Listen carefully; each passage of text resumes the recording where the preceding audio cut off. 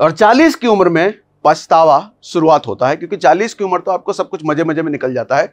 उसके बाद आपको एहसास होता है कि किस जगह पर आप फंसे हुए हैं। लेकिन तब तक रिजल्ट क्या होता है? स्ट्रेस। और उस स्ट्रेस का नतीजा आप गुस्से में रहेंगे। आपको परिवार में, बाहर, दोस्तों में जल्दी गुस्सा आएगा। छोटी छोटी बातों पे आप लड़ जाएंगे। मैं दावे के साथ ये कह सकता हूं कि अगर 10 लोग अगर मल्टीपल लोन्स ले रखे हैं किसी तरह के, उनमें से 10 में से 7 लोगों को नहीं पता होता कि उनके किस लोन की कितनी ईएमआई जा रही है, कितने % पे वो लोन है, कितनी ईएमआई जा रही है, नहीं पता होता सर। सबसे पहले एक मिडिल क्लास नए लड़के की जब जॉब लगती है तो उसके बाद दिखावे की शुरुआत होती है, क्योंकि वो जिस जॉब में जहां पर जाता है आसपास लोग सबके हाथ में लग्जरी फोन है, महंगे कपड़े हैं, ब्रांडेड कपड़े हैं, महंगी चीजें यूज करते हैं। अब वो ऐसे माहौल में दिखावा अगर नहीं करेगा तो वो बेइज्जत फील करेगा।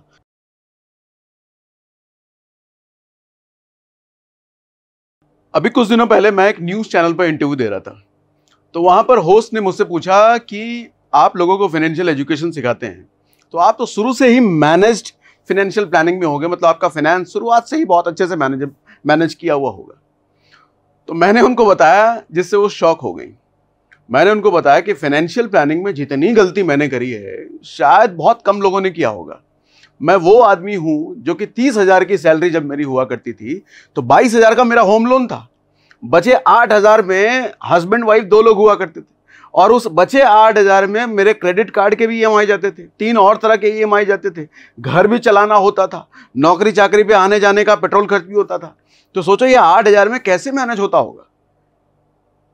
खैर, इस पर एक लंबा डिस्कशन हो सकता है, लेकिन मैं आपको समझाना ये चाह रहा हूं कि आज हम बात कर रहे हैं मेरी गलतियों से जो चीजें मैंने सीखा ना। एक मिडिल क्लास किस तरीके से लोन के जाल में फंसता है, मिडिल क्लास ट्रैप की शुरुआत किस तरीके से लग्जरी से होते हुए लोन के गड्ढे में गिर जाता है आदमी और पूरी जिंदगी घिसता रह जाता है, निकल नहीं पाता। मैं आज बात करने वाला हूं उस लोन के जाल से, उस लोन के गड्ढे से कैसे हमको जल्द से जल्द निकलना है, जिस गड्ढे में मैक्सिमम मिडिल क्लास आज गिर रहे हैं, और बहुत तेजी से गिर रहे हैं, बहुत तेजी से। क्या क्या फैक्टर्स होते हैं उनको गिराने के लिए जानते हो? सबसे पहले एक मिडिल क्लास नए लड़के की जब जॉब लगती है तो उसके बाद दिखावे की शुरुआत होती है, क्योंकि वो जिस जॉब में जहां पर जाता है आसपास लोग सबके हाथ में लग्जरी फोन है, महंगे कपड़े हैं, ब्रांडेड कपड़े हैं, महंगी चीजें यूज करते हैं। अब वो ऐसे माहौल में दिखावा अगर नहीं करेगा तो वो बेइज्जत फील करेगा, गिरा हुआ फील करेगा। तो ऐसे में वो शुरुआत करता है दिखावे की। 0 डाउन पेमेंट वाले ईएमआई प्रोडक्ट का लालच।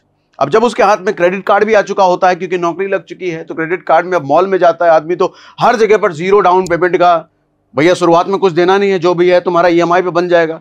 ये एक लालच में आदमी फंसता है। घर और गाड़ी हेवी ईएमआई का कॉम्बो, भैया गाड़ी ले लिया है तो अब घर भी होना चाहिए, या घर ले लिया है तो अब गाड़ी भी होना चाहिए, ये कॉम्बो मारती है उसको। इन्वेस्टमेंट को इग्नोर करते हैं हम, क्योंकि इन्वेस्टमेंट को एनकरेज करने वाला हमारा ऐसा फ्रेंड सर्किल होता नहीं है। सोसाइटी में ऐसे लोग होते नहीं है जो इन्वेस्टमेंट की ज्यादा बात करते हैं, लेकिन ज्यादा लोग उसके जरूर होते हैं जो प्रायोरिटी खर्चे की बात करते हैं। गाड़ी, आईफोन, महंगे कपड़े, महंगी चीजें। सोशल मीडिया स्टेटस के प्रेशर में आकर के ओवर स्पेंडिंग होती है भैया। अब इंस्टाग्राम में अगर फोटो लगाना है तो कपड़े तो ब्रांडेड होने चाहिए, अच्छे होने चाहिए, तो क्या करें, उसके लिए मॉल से खरीदते हैं। अगर भैया हाथ में आईफोन नहीं होगा तो फोटो को ज्यादा रीच कैसे मिलेगी? या अगर हफ्ते में एक बार या महीने में एक बार हम बाहर जाकर के शिमला, मनाली या स्विट्जरलैंड के फोटो ना डालें तो हमारे सारे फ्रेंड सर्किल वाले हमको गरीब समझ लेंगे। तो इसके लिए खर्चे करने पड़ते हैं। इमरजेंसी फंड और इंश्योरेंस की अनदेखी भैया। कोई इमरजेंसी फंड नहीं, क्योंकि वो दुनिया को नहीं दिख रहा ना इमरजेंसी फंड है कि नहीं है, इसलिए वो होता ही नहीं है। इंश्योरेंस है कि नहीं है, वो दुनिया को नहीं दिख रहा ना, इसलिए इंश्योरेंस होता ही नहीं है। फाइनेंशियल फ्रीडम की जगह लोन स्लेवरी होती है भैया। बात फाइनेंशियल फ्रीडम की हम कर रहे हैं, लेकिन लोन की गुलामी होती है। और 40 की उम्र में पछतावा शुरुआत होता है, क्योंकि 40 की उम्र तो आपको सब कुछ मजे मजे में निकल जाता है। उसके बाद आपको एहसास होता है कि किस जगह पर आप फंसे हुए हैं। लेकिन तब तक रिजल्ट क्या होता है? स्ट्रेस। और उस स्ट्रेस का नतीजा आप गुस्से में रहेंगे। आपको परिवार में, बाहर, दोस्तों में जल्दी गुस्सा आएगा। छोटी छोटी बातों पे आप लड़ जाएंगे। अब उसका नतीजा क्या होगा? आइडियाज नहीं आएंगे आपको ग्रोथ के। आप ग्रोथ खत्म भैया, अब आइडियाज नहीं आएंगे लाइफ में, क्या और किया जाए, क्या नया किया जाए, नया इनकम सोर्स कैसे बनाया जाए, वो सब आइडिया, उस सोचने का शक्ति खत्म हो जाएगा आपके दिमाग का। रिस्क कैपेबिलिटी खत्म हो जाएगी, क्योंकि आप ऑलरेडी फंसे हुए हैं ईएमआई के, 4 तरह के अलग अलग ईएमआई चल रहे हैं। आप रिस्क ले ही नहीं सकते सर। रिस्क लेंगे तो वो ईएमआई का कुछ भी हो गया तो वो ईएमआई कहां से जाएगी, बैंक वाले घर पे पहुंच जाएंगे। तो आप रिस्क नहीं ले सकते तो ऊंची उड़ान नहीं ले सकते, जिसकी वजह से पूरी जिंदगी नर्क बन जाती है, नर्क। तो आज बताता हूं कैसे हम अगर उस ईएमआई के जंजाल में फंस चुके हैं तो कैसे निकला जाए। 10 तरीके में बात करता हूं, 10 स्टेप पर बात करता हूं। सबसे पहला है अपने लोन को समझो, इग्नोर मत करो। मैं दावे के साथ यह कह सकता हूं कि अगर 10 लोग अगर मल्टीपल लोन्स ले रखे हैं किसी किसी तरह के, उनमें से 10 में से 7 लोगों को नहीं पता होता कि उनके किस लोन की कितनी ईएमआई जा रही है, कितने % पे वो लोन है, कितनी ईएमआई जा रही है, नहीं पता होता सर। 4 ही लोन अगर है, एक फोन का लोन है, गाड़ी का लोन है, एक होम का लोन है, एक पर्सनल लोन है, उनसे पूछ लो कितने % पे कौन सा लोन चल रहा है, नहीं पता होगा। 10 में से 7 लोगों को कितनी एग्जैक्ट ईएमआई जा रही है, नहीं पता होगा। कितने साल तक का लोन है, नहीं पता होगा 10 में से 7 लोगों को। और जिस चीज का पता आपको नहीं होता उस चीज को कंट्रोल कैसे करोगे चाचा? तो सबसे पहले अपने लोन को समझो, इग्नोर मत करो। हिसाब लगाओ भैया, पेन पेपर पे लिखो कि आपका टोटल प्रिंसिपल कितना बचा है कौन से लोन का, टोटल लोन कितना है, कितनी ईएमआई बाकी है, इंटरेस्ट रेट कितना है कौन से लोन पर। सबसे पहला स्टेप शुरू होता है अपने लोन को समझना। ऑन पेपर ये सारी चीजें होती हैं। उसके बाद दूसरा स्टेप आता है लोन को कंसोलिडेट करके। कहने का मतलब, अगर आपके पास 4 लोन चल रहे हैं, फोन के लिए आप अलग दे रहे हो, कार के लिए अलग दे रहे हो, बाइक के लिए अलग दे रहे हो, होम लोन अलग दे रहे हो, पर्सनल लोन के लिए अलग दे रहे हो, कोशिश करो सबको बंद करने के लिए। चलो होम लोन तो खैर बड़ा लोन होता है, होम लोन अगर आपके कंट्रोल में नहीं भी है तो उसको छोड़ दो, लेकिन बाकी छुटको मुटको लोन जितने हैं 4, 5 साल, 8 साल के लिए, एक नया लोन लो और एक नया लोन लेकर के सबको बंद कर दो। अब इससे होगा क्या, आपके लाइफ में सिर्फ एक ईएमआई बचेगी, 4 ईएमआई खत्म, जिसकी वजह से अब आपको मॉनिटर करना आसान हो जाएगा। अब इस ईएमआई को कैसे कम ज्यादा मैं करूं, इस ईएमआई को कैसे जल्दी पे करके अपना मैं लोन खत्म करूं। अभी दिक्कत ये होती है चूंकि 4 ईएमआई चल रही होती है, मैनेज करना बड़ा मुश्किल होता है, कंट्रोल करना बड़ा मुश्किल होता है, किसको जल्दी किसको लेट से खत्म करें, किसमें पैसा डालें किसमें छोड़ दें। इस कंफ्यूजन से सबसे पहले निकलो, ठीक है। 3 अलग अलग लोन्स पर अगर 20,000 ईएमआई है तो एक नया लोन लो भैया, टोटल ईएमआई 15,000 हो सकती है। ऐसा होगा क्योंकि अगर आपके 3 लोन के बदले आप एक नया लोन ले लो लंबे समय के लिए, आपकी ईएमआई भी घट जाएगी। अच्छा, उस घटी हुई ईएमआई क्यों मैं कह रहा हूं, आगे हम सब डिटेल में बात करते हैं ऐसा क्यों करना है। फायदा क्या होगा, ईएमआई कम हो जाएगी भैया, कंफ्यूजन डिले से बचोगे आप, कैश फ्लो आपका सुधर जाएगा। कैसे कैश फ्लो सुधरेगा अभी समझाता हूं आगे। तीसरा स्टेप करना, ताकत लगा दो, पूरा जान झोंक दो अपनी एक्स्ट्रा इनकम बढ़ाने पे। नौकरी धंधा पानी जो भी कर रहे हो, सर आपकी जितनी ईएमआई है उतनी ईएमआई का मुझे एक्स्ट्रा इनकम कमाना है, ये लाइफ का गोल बना लो सबसे पहले तुरंत। क्योंकि आपकी एक्स्ट्रा ईएमआई, आपकी एक्स्ट्रा इनकम आपके ईएमआई को बहुत तेजी में खत्म करने का सबसे फास्ट तरीका होता है। अगर आप 9 घंटे काम करते हो तो सर 15 घंटे काम करना शुरू कर दो, 16 घंटे काम करना शुरू कर दो। 9 घंटे जॉब के लिए करो, लेकिन बाकी के 5 घंटे, 6 घंटे, 7 घंटे अपनी एक्स्ट्रा इनकम बनाने के लिए काम करो। सर 8 घंटे सोते हो तो 6 घंटे कर दो कुछ दिन के लिए। दोस्तों के साथ मसरगट्टी का टाइम खत्म कर दो, एंटरटेनमेंट का टाइम खत्म कर दो, मूवी देखने, क्रिकेट मैच देखने का टाइम खत्म कर दो। कुछ सालों की बात है, भगवान राम को भी वनवास लेना पड़ा था 14 सालों के लिए, आप 5 साल के लिए ले लो, जिंदगी बदल जाएगी। एक्स्ट्रा इनकम, फ्रीलांसिंग करो, वीकेंड जॉब करो भैया, डिजिटल स्किल बढ़ाओ। एक्स्ट्रा इनकम के लिए बहुत सारे तरीके हैं, यूट्यूब पर आप सर्च करो how to make money online by Sagar Sinha. हमने 3-4 वीडियो बना रखे हैं कि ऑनलाइन पैसे कैसे कमाएं, देखो उसको, सारे प्रैक्टिकल तरीके हैं, ठीक है।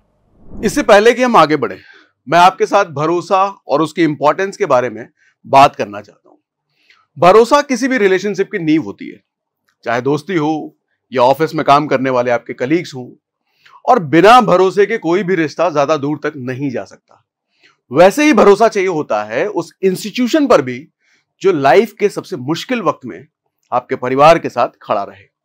मैं बात कर रहा हूं लाइफ इंश्योरेंस पॉलिसी की। और जब लाइफ इंश्योरेंस की बात आए तो कंपनी पर आपका भरोसा सबसे ज्यादा जरूरी होता है। और सोचिए अगर आपको मिले एक ऐसा प्लान जो आपको दे डबल भरोसा, तो कैसा रहेगा।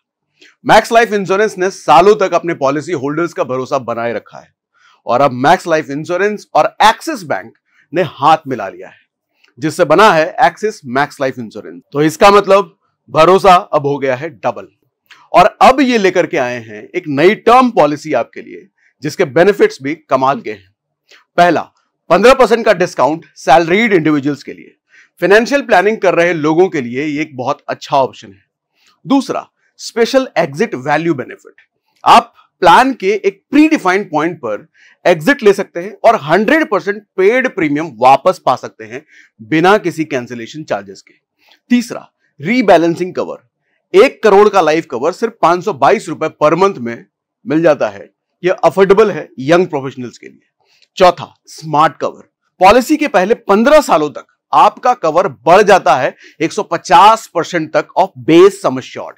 जब आपकी रिस्पॉन्सिबिलिटी सबसे ज्यादा होती है, EMI, एजुकेशन, लोन्स, तब एक्स्ट्रा प्रोटेक्शन मिलता है आपको। पांचवा, 3R claim settlement promise, eligible policies के लिए सारे डॉक्यूमेंट सबमिट होने के बाद सिर्फ 3 घंटे में प्रोसेस किया जाता है आपका क्लेम। तो अगर आपने परिवार के फाइनेंशियल सेफ्टी को लेकर के सीरियस है तो ये प्लान आपके लिए एक स्मार्ट डिसीजन हो सकता है। अफोर्डेबिलिटी, फ्लेक्सिबिलिटी और axis bank plus max life insurance का डबल भरोसा, सब कुछ एक ही प्लान में। लिंक डिस्क्रिप्शन और टॉप कमेंट में दिया गया है, क्लिक करके आज ही एक्सप्लोर कीजिए axis max life term plan. Return के साथ साथ रेस्पॉन्सिबिलिटी भी जरूरी होती है। अब आगे बढ़ते हैं। चौथा है, सबसे महंगा लोन सबसे पहले चुकाओ। सर एक बात समझना, आपके अलग अलग लोन अलग अलग परसेंटेज पर होंगे, कोई 14% पर होगा, कोई 8% पर होगा, कोई 10% पर होगा। सबसे पहले उस लोन को निपटा डालो जिस पर आप सबसे ज्यादा इंटरेस्ट दे रहे हो। इसको कुछ इस तरीके से आप समझो, मान लो अगर क्रेडिट कार्ड का आपका लोन है, क्रेडिट कार्ड पर आपने 5-10 लाख रुपए की चीजें खरीद रखी हैं और उस पर आपको पूरा पेमेंट करने की औकात है नहीं, पैसे है नहीं, मिनिमम ड्यू पे करके निकले जा रहे हो, तो बहुतों को तो यही नहीं पता होता मिनिमम ड्यू जो हम पे कर रहे हैं इससे आपका आउटस्टैंडिंग अमाउंट जो है उस पर कुछ फर्क नहीं पड़ता, कुछ भी फर्क नहीं पड़ता सर। मिनिमम ड्यू पे करने का मतलब आपके क्रेडिट कार्ड के समझ लो जा रहा है, वो कहीं रिकॉर्ड नहीं हो रहा है, उससे कुछ नहीं घट रहा, आपका टोटल आउटस्टैंडिंग वहीं का वहीं पड़ा है।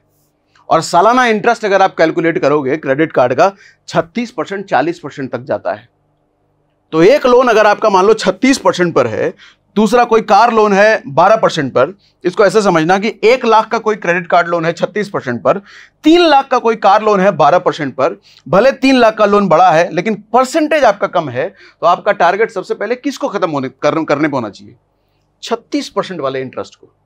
अमाउंट भले ही कम है आपका 36% वाले का, लेकिन 36% वाले को पहले खत्म करना है, क्योंकि 36% ब्याज बहुत बड़ा है, वो ब्याज लेकर के जा रहा है और उसके बदले कुछ नहीं हो रहा, आपका आउटस्टैंडिंग नहीं घट रहा, तो वेस्ट ऑफ मनी है वो टोटल। तो सबसे पहले जो जिसमें सबसे ज्यादा ब्याज जा रहा है उसकी प्रायोरिटी सबसे ऊपर रखो। जब आप लिस्ट बनाओगे सबसे ऊपर उसको रखना जिसका ब्याज सबसे ज्यादा है, वो सबसे बड़ा दुश्मन है, उसको सबसे पहले मारना है, क्योंकि वो सबसे ज्यादा आपका नुकसान पहुंचा रहा है। ठीक है, पहले क्रेडिट कार्ड लोन खत्म करो क्योंकि वो सबसे महंगा है। लॉन्ग टर्म में ये आपको देखोगे लाखों रुपए का ही बचत हो जाता है। एक क्रेडिट कार्ड वाले लोन को 36% इंटरेस्ट को आप 5 साल तक अगर रख करके देखो कितना बड़ा वो ब्याज बन जाता है।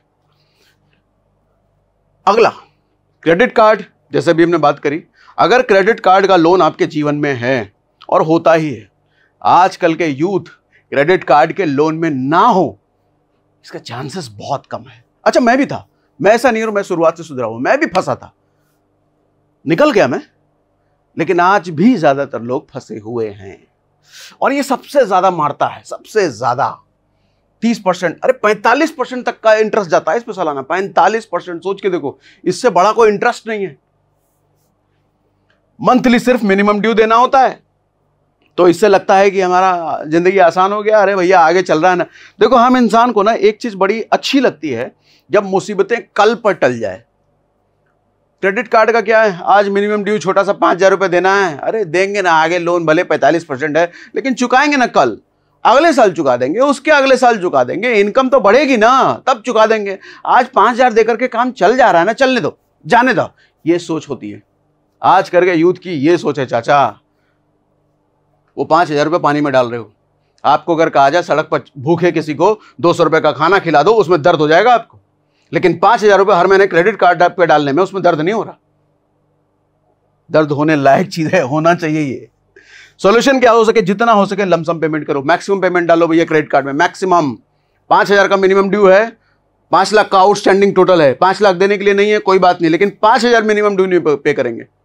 मिनिमम ड्यू मैं 8,000 पे करूंगा, 10,000 पे करूंगा, 12,000 पे करूंगा, जितनी औकात है इस महीने पे करने की मैक्सिमम पे करो, वो जल्दी खत्म हो जाएगा। बैलेंस ट्रांसफर करके सस्ता पर्सनल लोन ले लो। अगर आपके पास 4 क्रेडिट कार्ड के लोन में आप फंसे हुए हो, या क्रेडिट कार्ड का लोन बहुत बड़ा है जिसको आप चुकाने में दिक्कत हो रही है, तो मैं कहूंगा पर्सनल लोन लेकर के क्रेडिट कार्ड का लोन खत्म करो। पर्सनल लोन आपको मिलेगा 10% पर, 12% पर, 14% पर, अरे 15 पे ले लो। 36 से तो फिर भी सस्ता है, 40 से तो फिर भी सस्ता है। पर्सनल लोन लो भैया और सारे क्रेडिट कार्ड को भर डालो, खत्म करो। क्रेडिट कार्ड का लोन नहीं चाहिए जिंदगी में। सर जिंदगी में कोई भी लोन लेना ना, जिंदगी में कोई भी लोन ले लेना ना, क्रेडिट कार्ड का लोन नहीं होना चाहिए, क्योंकि इससे बड़ा लोन है ही नहीं और इससे ज्यादा कोई आपको मारता ही नहीं है।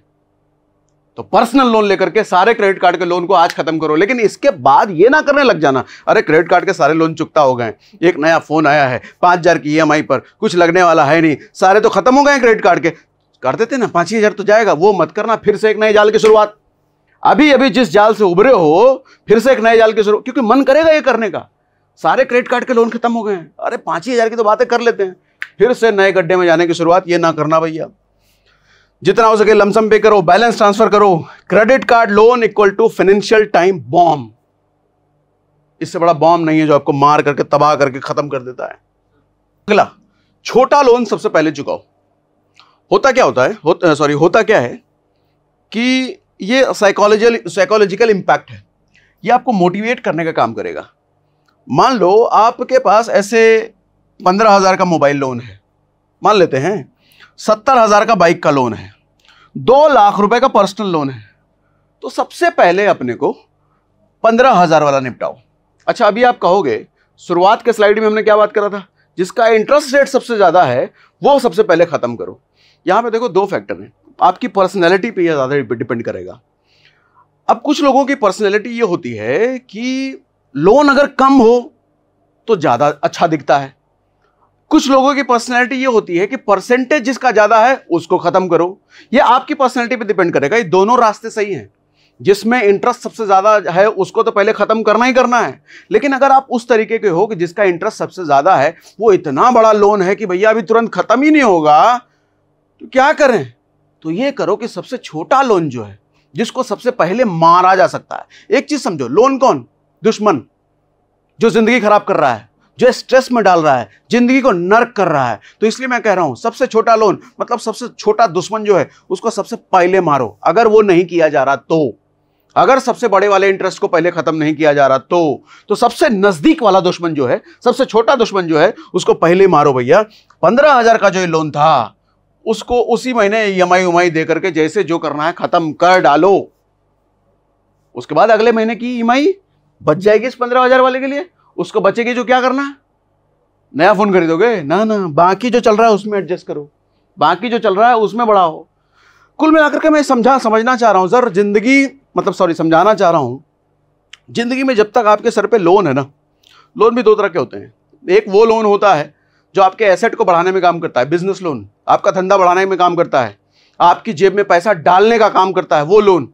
लेकिन एक लोन जो आपकी जेब से सिर्फ पैसा निकालता है, आपको स्ट्रेस देता है, आपकी जिंदगी में कुछ वैल्यू एड ऑन नहीं कर रहा, जैसे ये पर्सनल लोन, गाड़ी का लोन, ये होम लोन भी बहुत हद तक इस पर डिटेल हमने बात किया हुआ है, क्यों होम लोन किस वक्त नहीं लेना चाहिए और किस वक्त लेना चाहिए।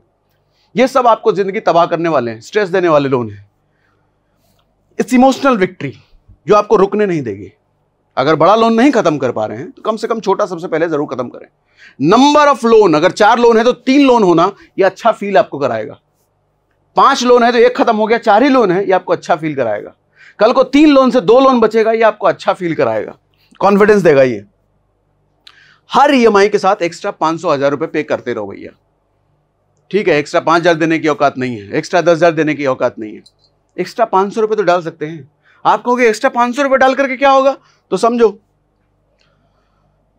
सर 10 साल तक का होम लोन 20 साल में क्या है, 10 लाख का अगर कोई होम लोन है 20 साल में, वो 9,000 की EMI अगर है, मान लो आप हर महीने सिर्फ 1,000 रुपए एक्स्ट्रा का डालोगे ना उस होम लोन में, सिर्फ 1,000 रुपए है, तो सर 3 साल पहले लोन खत्म हो जाएगा और 2 लाख रुपए तक इंटरेस्ट आपका बच जाएगा। 10 लाख का होम लोन, 9,000 रुपए की EMI, सिर्फ 1,000 रुपए एक्स्ट्रा डालो, आपका 3 साल पहले ही लोन खत्म हो जाएगा। सर इतना फर्क पड़ता है। हम ना क्या करते हैं, हम छोटे छोटे अमाउंट को देखकर ना इग्नोर कर देते हैं। अरे 500 रुपए एक्स्ट्रा डाल के क्या ही हो जाएगा, 1000 डाल के क्या ही हो जाएगा। आप जब लंबे समय में उसकी कंपाउंडिंग की ताकत देखोगे ना भैया, लंबे समय में बहुत इंपैक्ट कर देता है। आप सोचो किसी का 20 साल में 3 साल पहले ही लोन खत्म हो गया, कितनी बड़ी राहत है। मतलब 20 साल का लोन 17 साल में खत्म हो गया, अगला 3 साल वो फ्री होकर के जिएगा। मतलब ये समझ लो जिंदगी के 3 साल उसके बढ़ गए। और 3 साल की अहमियत अगर नहीं समझ में आ रही है, किसी हॉस्पिटल के ICU में चले जाओ। जो आदमी मर रहा होता है ना, उससे 1 दिन की वैल्यू पूछ लेना। 1 दिन एक्स्ट्रा जीने के लिए वो लाखों रुपए खर्च कर रहा होता है, 1 दिन एक्स्ट्रा जीने के लिए। और सोचो आपकी जिंदगी में आपको जीने के लिए 3 साल एक्स्ट्रा मिल जाए, कितना बड़ा फर्क पड़ता है। प्री पेमेंट करो सर, समय से पहले पेमेंट करो। लोन है 20 साल का, लेकिन मैं 17 में खत्म करूंगा, 15 साल में खत्म करूंगा, 12 साल में खत्म करूंगा, ये टारगेट होना चाहिए। सीक्रेट वेपन है, लोन को खत्म करो।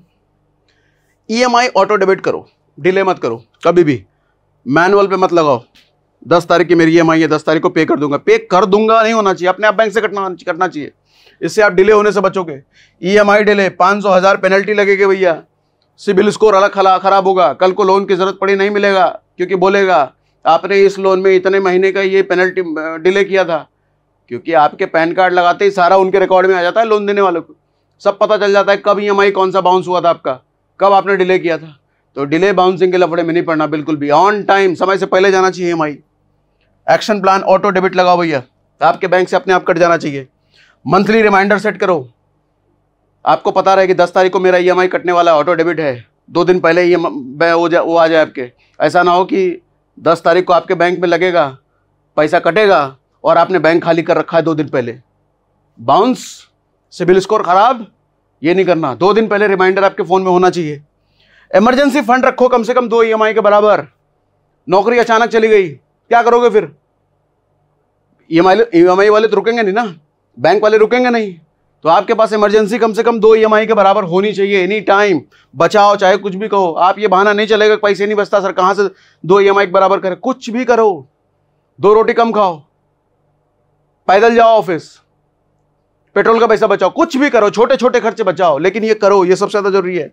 ये मेंटल पीस के लिए बहुत जरूरी है, जिंदगी जीने के लिए बहुत जरूरी है। एक भी EMI मिस करने से लोन और महंगा हो जाता है चाचा, एक भी EMI मिस करने से। 9वां, नया लोन मत लो जब तक पुराना बाकी है। जब तक पुराना दुश्मन खड़ा है, नए दुश्मन को खड़ा मत करो। जब तक पुराने को मार ना दो, नया दुश्मन नहीं चाहिए। लोन से लोन भरना सबसे बड़ी गलती। हालांकि आप कहोगे अरे अभी थोड़ी देर पहले आपने कहा था पर्सनल लोन खत्म लेकर के सारे डेबिट कार्ड, सारे क्रेडिट कार्ड वाला खत्म करो। सर वहां पर्पस ये था कि आप दूसरे लोन को खत्म करने के लिए एक लोन लिया आपने। यहां मैं ये कह रहा हूं कि इस क्रेडिट कार्ड से पैसा निकाल करके उस क्रेडिट कार्ड का ड्यू पे किया, फिर इसका जब पेमेंट करने का बारी आया तो इसका निकाल के उससे दिया, उसका निकाल के इससे दिया, इसका निकाल के उससे दिया। ये खेल चला रहे हैं लोग, ये खेल चला रहे हैं। ये सबसे बड़ी गलती है। अगर एक से निकाल के दूसरे को खत्म कर देना है पूरी तरीके से तो वो तो अच्छा है, और एक क्रेडिट कार्ड से निकाल के दूसरे में क्यों? फिर तो वही बात हो गई, 36% वाले से लेकर के एक 36% खत्म किया। क्या मतलब है, क्या तो है इसका? अरे 36% का इंटरेस्ट अगर खत्म करना है तो 12% इंटरेस्ट पे लो ना, 15 पे लो ना, अरे 20 पे भी मिल रहा है तो भी ठीक है। 36% पे लेकर के 36% खत्म करने का क्या मतलब? एक क्रेडिट कार्ड से लेकर के दूसरे क्रेडिट कार्ड को खत्म करने का क्या मतलब? समझ रहे हो? समझा पा रहा हूं मैं? समझा पा रहा हो तो मुझे कमेंट बॉक्स में लिख के बताइए, क्या समझा पा रहे हो, क्या समझा रहे हो। तारीफ किया करो थोड़ी बहुत। रिप्लाई भले नहीं कर पाता मैं, लेकिन पढ़ता हर कमेंट हूं। इतनी बढ़िया बात बता रहा हूं। एग्जाम्पल के लिए, कोई आपका बाइक लोन चल रहा है, लेकिन शादी के लिए पर्सनल लोन ले लिया। बाइक ऑलरेडी KTM फेटीएम पता नहीं कौन कौन सी बाइक है, ऑलरेडी लिया हुआ है। अब शादी आ रही है तो पर्सनल लोन ले ही लेते हैं। दोस्तों में क्या इज्जत क्या रहेगी हमारी अगर अच्छी शादी नहीं करेंगे तो। डेस्टिनेशन वेडिंग और पता नहीं क्या क्या कॉन्सेप्ट चल रहा है आजकल। फ्रिज भी लेना है, AC भी लेना है, उसके लिए भी EMI कर ही लेते हैं। अरे चुका देंगे ना, जिंदगी तो बाकी है। ये चलता है। रिजल्ट क्या होगा? EMI ट्रैप में फंसोगे। सॉल्यूशन क्या है भैया? पुराना लोन पहले बंद करो, फिर नए का सोचो, कुछ दिन तक, कुछ महीने तक, कुछ साल तक। कुछ लोग आपको गरीब सोच रहे हैं, घंटा फर्क नहीं पड़ता। कुछ लोग ये सोच रहे हैं अरे इसके पास पैसे नहीं है, कोई फर्क नहीं पड़ता। मैं तो कह रहा हूं भगवान राम से अगर कोई चीज सीखने की है तो सबसे पहले ये सीखो सर, भगवान राम को भी भगवान बनने के लिए 14 साल का वनवास झेलना पड़ा। हम तो इंसान हैं, 4-5 साल का वनवास तो झेल ही सकते हैं। और वनवास का मतलब क्या होता है? कोई दोस्त यार नहीं, कोई परिवार नहीं, कोई रिश्तेदार नहीं, कोई पार्टी फंक्शन नहीं, कोई लग्जरी नहीं, पैर में चप्पल नहीं, किसी तरह का कपड़ा पहन करके 14 साल तक जिंदा रहना, यह वनवास होता है। 5-6 साल तक आप रह लो ना, भगवान बने ना बनो, एक सुकून भरी लाइफ जीने की शुरुआत जरूर हो जाएगी। वनवास जरूरी है हर आदमी की जिंदगी में। इसके बिना कोई भी अमीर नहीं बना, कोई भी सुकून वाला आदमी, कोई भी सफल नहीं बना। अगला और लास्ट, लोन फ्री बनना। यह माइंडसेट से शुरू होता है सर, लोन फ्री बनना। इसकी जरूरत पहले आपको फील होनी चाहिए कि लोन फ्री होना है, फाइनेंशियल फ्रीडम चाहिए लाइफ में। जब तक आप लग्जरी के पीछे भागते रहोगे, फ्रीडम को कभी प्रायोरिटी नहीं दे पाओगे। लोन कभी खत्म होगा ही नहीं। आपके हाथ में आज 1.5 लाख का आईफोन है, 25,000 की सैलरी पर, आपको कुछ दिन तक अच्छा लगेगा, लेकिन वो लोन अगले 2 साल तक चलने वाला है। 2-3 महीने बाद वो लोन का EMI आपके सर पे बोझ बन जाएगा। अब आपको अच्छा नहीं लगेगा। अब आपको फोन भी अच्छा नहीं लगेगा क्योंकि फोन पुराना हो चुका है, नया लॉन्च होने वाला है, लेकिन आपकी पुरानी वाली EMI चालू है। वो EMI दर्द देगी आपको अगले 2 साल, अगले 1.5 साल तक वो दर्द देती रहेगी। आज़ादी का अलग मजा है सर। आज़ादी का मजा वही ले सकता है जो गुलामी को निकल जाए। बेसिकली ये भी होता है कि जिसने गुलामी नहीं देखी वो आज़ादी का मजा भी ज़्यादा नहीं ले पाता। मुझे आज आज़ादी की फीलिंग ज़्यादा अच्छी इसलिए लगती है कि मैंने अपनी लाइफ में गुलामी बहुत देखी है। बहुत क्रेडिट कार्ड के कर्जे, पर्सनल लोन, होम लोन, इन सब के कर्जे में फंसा हूँ। और आज जब निकल चुका हूँ तो उसकी इंपॉर्टेंस फील होती है।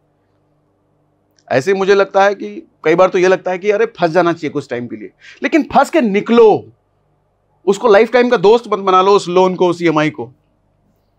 2 लाख का आईफोन लेने से ज्यादा कूल है 2 लाख का लोन फ्री जीवन। वो ज्यादा सुकून देता है। Freedom is the new luxury. New luxury sir. आपके बैंक में अगर 5 करोड़ रुपए हैं, हाथ में नोकिया 1100 फोन है ना, और सामने वाला जब आपका मजाक उड़ाएगा, अरे हाथ में 1100 का फोन रखा है, तो आपको मालूम बुरा नहीं लगेगा, जर्रा भी बुरा नहीं लगेगा। आप हंस रहे होगे मनी मन। सामने वाले के पास 2 लाख का फोन होगा, लेकिन आपको पता होगा कितना बेवकूफ है, इसको पता ही नहीं है मेरे पास 5 करोड़ का बैंक बैलेंस है। जिस दिन इसको पता चल गया मेरे पास 5 करोड़ का बैंक बैलेंस है, इसकी पैंट उतर जाएगी। ये अच्छा फील देता है, इससे अच्छी फीलिंग कुछ नहीं है। जब आपके पास अलग अलग प्रॉपर्टीज है, अलग अलग म्यूचुअल फंड्स हैं, अलग अलग स्टॉक्स में इन्वेस्टमेंट है, 5 करोड़ का बैंक बैलेंस है, और हाथ में भले 1100 का फोन रखो, 100 रुपए का टी-शर्ट पहनो, 500 रुपए का जीन्स पहनो, नकली एडिडास पहनो, नकली पुमा पहनो, या रोड वाला सेकेंड हैंड जूता पहन लो, उसके बाद भी आपके खुशी और कॉन्फिडेंस का लेवल जो होगा ना, वो समाज वाले समझ नहीं पाएंगे। साला इसके पास कुछ भी ऊपर से नीचे तक ढंग का नहीं है, फिर भी इतना कॉन्फिडेंस कैसे रहता है? उनका कॉन्फिडेंस खराब हो जाएगा। उनके हाथ में आईफोन होगा, आपके हाथ में 1100 होगा, लेकिन वो आपको देख करके टेंशन में आ जाएंगे, 1100 रख करके इतना कॉन्फिडेंस कैसे? क्योंकि उनको नहीं पता इसके पास 5 करोड़ का बैंक बैलेंस है। वो मजा अलग है, वो लेवल ऑफ कॉन्फिडेंस अलग है, वो जिंदगी में सुकून अलग है। इसलिए फोकस 2 लाख का आईफोन नहीं, 2 लाख का बैंक बैलेंस पहले जरूरी है। 10 लाख की गाड़ी नहीं, 10 लाख का इन्वेस्टमेंट वो पहले जरूरी है। 1 करोड़ का घर नहीं, 1 करोड़ का रियल एस्टेट इन्वेस्टमेंट। घर लेना और इन्वेस्टमेंट अलग होता है। या 1 करोड़ का म्यूचुअल फंड, या 1 करोड़ का स्टॉक इन्वेस्टमेंट, किसी भी तरह का 1 करोड़ एसेट होना ज्यादा मजा देता है, ज्यादा अच्छी जिंदगी देता है। तो उम्मीद है मैं आपको समझा पाया हूंगा कितना जरूरी है और कितना आसान है यार अच्छी जिंदगी जीना। छोटी छोटी आदतों पर कंट्रोल करके अच्छी जिंदगी जीना बहुत जरूरी है। तो मुझे लगता है मैं आपको स्टेप समझा पाया हूंगा कि लोन को कैसे जल्दी से खत्म किया जाए। जल्दी खत्म करो भैया, ये दुश्मन है जिंदगी का, मारो इसको, ठीक है। और हाँ, एक्सेस मैक्स लाइफ का लिंक पे हमने डिस्क्रिप्शन दे रखा है। और स्टॉक मार्केट में इन्वेस्ट करने के लिए, फ्री में डीमैट अकाउंट खुलवाने के लिए हमने डिस्क्रिप्शन में लिंक दे रखा है, फ्री में डीमैट अकाउंट खुलवाइए, म्यूचुअल फंड में ज़रूर इन्वेस्ट कीजिए, स्टॉक्स में इन्वेस्ट कीजिए। ये ज़िंदगी को आपको बनाती है, लेकिन ये लोन ज़िंदगी बर्बाद करती है। बाकी ट्विटर पर भी हमें फॉलो कीजिए, हमारे पॉडकास्ट चैनल भी देखिए, हमारा सागर सिन्हा डेली यूट्यूब चैनल भी देखिए, है ना, हमारे टेलीग्राम को भी फॉलो कीजिए। इन सब का लिंक हमारे डिस्क्रिप्शन में है। चलो भैया, आज के लिए इतना ही।